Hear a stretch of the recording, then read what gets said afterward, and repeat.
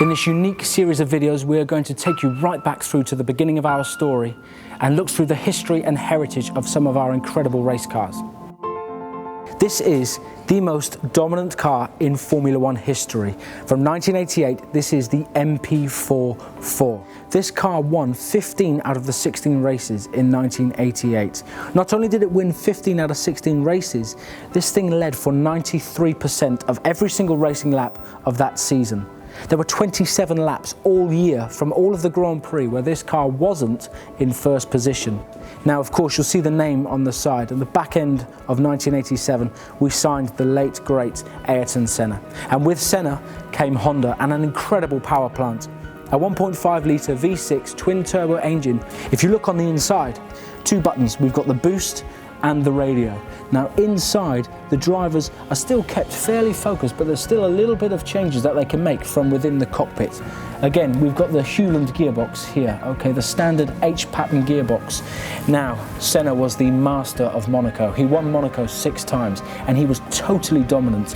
In 1988, he out-qualified his teammate in the same car by just under 2 seconds. Now, we all know Lowe's hairpin. Lowe's hairpin is a full lock. What Senna used to do in a full lock would dip the clutch and actually change down the gear using his left hand. He could change many different things, rain lights. You can also see soft and hard here. This is so that he can stiffen up or he can soften the anti-roll bars running across the front of the car. Also, his brake bias. This is important in modern Formula One because how you store and how you use your brake bias determines how much KERS or kinetic energy recovery system you harvest. With the introduction of the new power plant from Honda, it allowed the designers to recreate and reinvent a new way of working.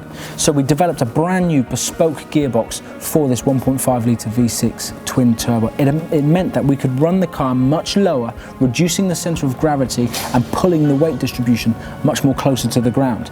It also meant that we could effectively lay the drivers back. So if you look inside the cockpit, you'll see that the drivers now begin to lay back into the car, which lowers the centre of gravity and it's better for performance. Simply put, this car was an absolute revolution. The MP4, absolutely stunning, the most dominant car in Formula One history.